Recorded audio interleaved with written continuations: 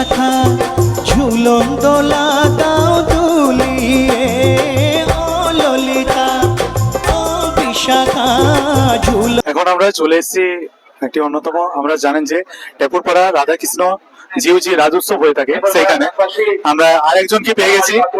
বলবো যে আজকে যে দধি উৎসব হচ্ছে, দধি উৎসবটা আপনার কেমন লাগছে?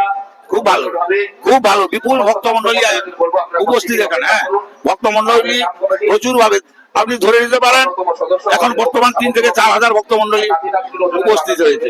হ্যাঁ, সেই ভক্তমন্ডলীর কাছে আমাদের যাদের মানব ছিল মহাপ্রভুর কাছে, তারা যে যার মানসিক মতো কার ওজনের বাতাসা দিচ্ছে, কেউ তার মানসিক কারণে দিচ্ছে। এইভাবে কেউ 80 কিলো, কেউ 85 কিলো, কেউ 60 কিলো, এইভাবে বাতাসা নিয়ে এসে এখানে মহাপ্রভুর পায়ে অর্পণ করে সবাই পরিলুট করছে। যার জন্য মহা সমারোহ এখানে যেন আজ বৃন্দাবন ধাম, সেই বৃন্দাবন ধামে সবাই যে আমরা উপস্থিত হয়েছি, সবাই যেন এক কৃষ্ণ এক গোপী, এইভাবে প্রচুর ভক্তমন্ডলী বৃন্দাবন ধামে পরিপূর্ণ হয়েছে। আমাদের এই টেপুরপাড়া গ্রাম্য ভূমিকে আমি বৃন্দাবন বলে আখ্যা দিই। আর আমাদের এই গ্রামে দেব দেবী আমাদের জগন্নাথ মহাপ্রভু আছেন, তারপরে কালী কালী ঠাকুর আছেন, শিব ঠাকুর মহাদেবের মন্দির আছেন, লক্ষ্মী জনার্দন জিউ আছেন এবং মহাপ্রভু জিউ আছেন, বহুদিনের মহাপ্রভু। এই যে আমাদের গ্রামে টেপুরপাড়া খুব ঐতিহ্যবাহী বা আমাদের গর্বে, আমাদের যে চৈতন্য মহাপ্রভু আবির্ভাব হয়েছিলেন এখানে, সেই মহাপ্রভু দীর্ঘদিন ধরে বিরাজমান। তো আমাদের দেশে এই যে আমাদের বিজয়বাবু বলে গেছেন যে আমাদের গ্রামে যে মহাপ্রভুর কাছে মানত করেছিলেন, আমার বয়স আজকে 75 বছর। আমার অভিজ্ঞতা দিয়ে আমি দেখছি, আমার যত বড় ঝড় ঝামটা যাই কিছু আসুক না কেন, আমাদের মানুষের কোনো ক্ষতিও হয় না, আমাদের শস্যও ক্ষতি হয় না, কিছু হয়তো কম পরিমাণ হয়। মানে এই মহাপ্রভুর আমরা সবাই বিশ্বাস যে মহাপ্রভু যে আমাদের গ্রাম সুস্থভাবে প্রত্যেকটি মানুষ জীবনযাপন করছে। হ্যাঁ, আর শেষে আমি মহাপ্রভুর চরণে এবং লক্ষ্মী জননী চরণে আমার সম্মুখে জাগ্রত শীতলা মা আছেন, সবাই প্রণাম পাই, আমি নমস্কার জানিয়ে বলা শেষ। অসংখ্য ধন্যবাদ জানাই। ইনি তার জীবনের কিছু অভিজ্ঞতা, অর্থাৎ হচ্ছে এখানে যে চিরাচরিত দধি উৎসব হয়ে থাকে সেটা হচ্ছে উনি শেয়ার করলেন।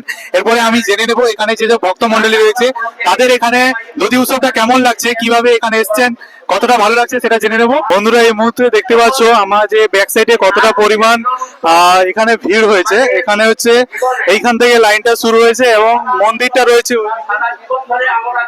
পর্যন্ত লাইন হয়েছে। আমি এখানে জিজ্ঞেস করে নেবো, এখানে তোমরা যে দধি উৎসবে এসছো কেমন লাগছে? ভালো লাগছে, আমাদের গ্রামের উৎসব, এটাই আমাদের সারা বছর অপেক্ষা। বলবো যে দধি উৎসব কেমন লাগছে? ভালোই লাগছে।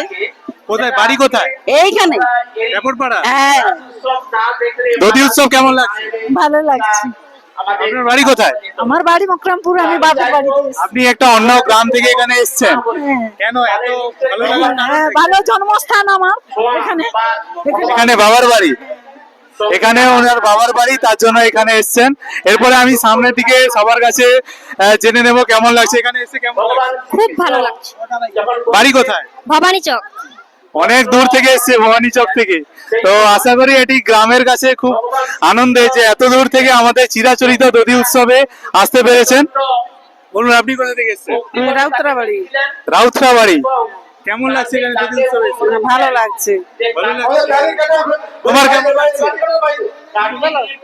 কেমন লাগছে? কেমন লাগছে? ভালো লাগছে। আমরা আরো সামনের দিকে এগিয়ে যাচ্ছি, আরো কিছু আমি জিজ্ঞেস করে নেবো এখানে এসেছেন কেমন লাগছে? ভালো লেগেছে। দধি উৎসব কেমন লাগছে টেপুরপাড়া? প্রচুর ভালো। আপনার বাড়ি কোথায়? ইনি এসছেন খাড়ান থেকে দধি উৎসবে। আশা করি মানে এতটাই ভিড় হয়েছে, বুঝতে পারছো সবাইকে জিজ্ঞেস করা সম্ভব না। জিজ্ঞেস করবো, আপনি কোথেকে এসছেন? আমি টেপরপাড়ার বাড়ি। টেপুরপাড়া বাড়ি। কেমন লাগছে গ্রামের দধি উৎসব? খুব ভালো। আপনাদের কেমন লাগছে? ভালো লাগছে।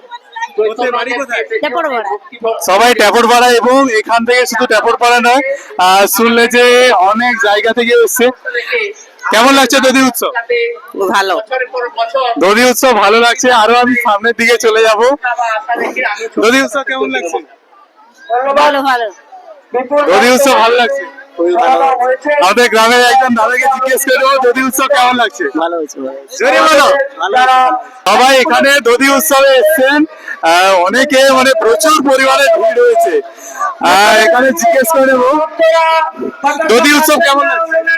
অবশ্যই ভালো, গ্রামের অনুষ্ঠান ভালো তো লাগবেই। আপনার বাড়ি টেপর পড়ে তো? কেমন লাগছে দধি উৎসব? অবশ্যই ভালো লাগছে। এখানে মনে হয় কতজন আসছে? আপনার কত মনে হয়? 10,000।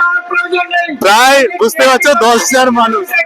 আমি যখন এই মন্দিরের উপরে যাবো দেখতে পাবে কতটা পরিমাণ ভিড় হয়েছে। আরো আমি সামনের দিকে এগিয়ে যাব। আপনারা কোথেকে এসেছেন? দধি উৎসব কেমন লাগে? গ্রামে দধি উৎসবে অনেকেই এসেছেন। তারপরে সামনের দিকে যাব। দধি উৎসব কেমন লাগছে? ভালো লাগছে। আপনি তো গ্রামের একজন, অনেক আগে থেকে এখানে আছেন, কেমন লাগছে দধি? ভালো লাগছে। আপনি কত বছর দেখছেন দধি উৎসব? আমার 20 বছর। 20 বছর, মানে বলতে পারো সত্যি একটি গ্রামের অন্যতম একটি অনুষ্ঠান এটা দধি উৎসব।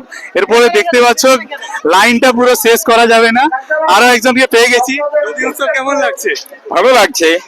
আমাদের গ্রামে এরকম একটা অনুষ্ঠান হচ্ছে, সেটা আমাদের গ্রামের জন্য কতটা আনন্দের? আনন্দের তো বিষয়। আরো আগামী দিনে কি কি করলে ভালো হবে?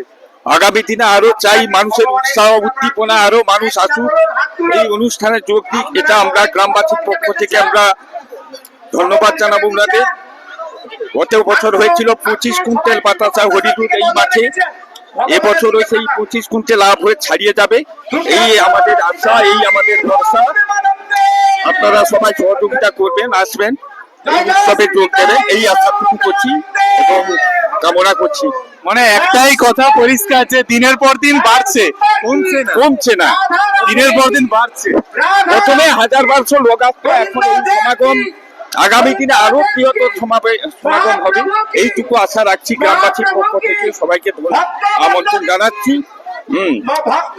আমি এখানে দেখলাম অনেকেই বাইরে থেকে এসেছে, মানে সত্যি এতটাই ভালো লাগছে যে আমাদের গ্রামের জন্য একটা গর্বের বিষয় যে অন্য গ্রামের বাইরে আমাদের এখানে বহু দূর দূরান্ত থেকে বহু মানুষ, একজন সেখান থেকে এসে তো ভবানী চক থেকে শুনলাম। হ্যাঁ, ভবানী বহু দূর থেকে এসছে এখানে। এখানে আপনার ধারণা কত মানুষ হতে পারে?